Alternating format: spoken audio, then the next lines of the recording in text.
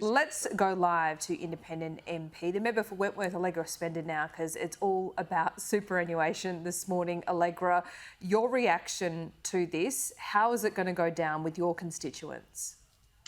Look, we're doing a big survey on this for our constituents because this is going to impact a lot of people in Wentworth. And, what the feedback I'm getting is that people want a fair system and a stable system. They don't want super to be tinkered with, but they also want it, to be something that builds and is value to the whole country. And so there are a lot of people who are actually open to these changes, but there are a lot of concerns as well. So that's what I'm just going through at the moment. Okay, so that said, this is not really about the integrity of the super system because this money is going back into the budget bottom line to pay down debt. Look, I think that you touch on an issue that a lot of my constituents are also concerned about. They're saying, look, the government, we're spending more than ever.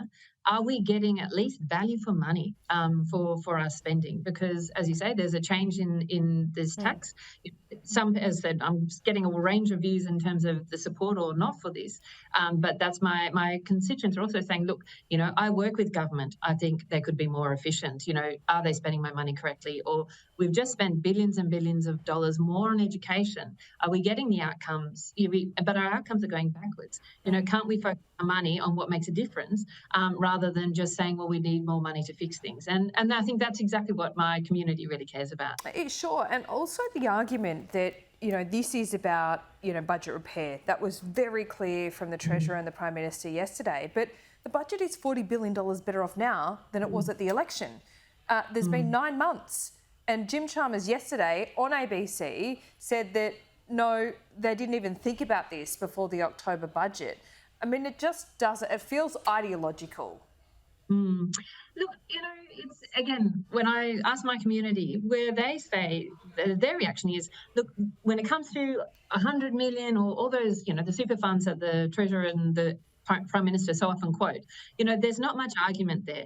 My community's concern is to say, look, if someone's got, $4 million and is already retired, they may plan their life based on what they thought was going to happen. And now this may make a material difference to their choices. And I think that's the piece that people are most concerned about. Yeah. Even if they support it, they're saying, well, look, this transition, and those people, not the 20, 30, $50 million, they're concerned about that group of people who are, in closer to the sort of $3 million bracket and the difference of a life that it will make. So those are their concerns. Yeah, they also feel very strongly that the public sector, defined benefit schemes should be absolutely treated equally in any change because, most of my constituents go, well, wow, it would be great to be on a defined benefit scheme. Wouldn't that be nice? But we're not. But, we shouldn't draw distinctions between public and private, superannuation or saving schemes. So those are some of the themes that are coming out now. Right. And they're also saying, shouldn't we have looked at other issues and options instead of just, targeting this one? And I think a good one that, has been, brought it to a good suggestion in the past has said, we could stop trying to put as much money into super. The Grattan Institute did a report a few years ago saying, we shouldn't raise the super guarantee to 12% because, frankly, what's happening is that, people's it's suppressing real wages. It does contribute to the budget deficit, but also at the same time, it's for some people they get a better quality of life when they retire than when they work. So we actually don't need to go that far.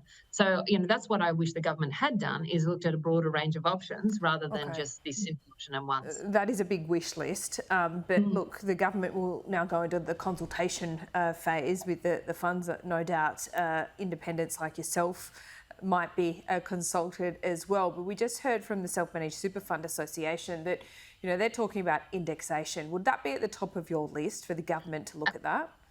Yeah, indexation and very much this question of when people are already retired or close to retirement and have made choices based on what they, what they thought was pretty stable. I think those are really two really important issues. And obviously the public sector pensions, the equivalence there. Okay, one last question on the defined benefit scheme. You said the public and private sector shouldn't, there shouldn't be that direct a comparison drawn there. So what is your view on that? Should that, that legacy issue, people like Anthony Albanese get about 400 grand every year after they retire. Do you think that should be changed?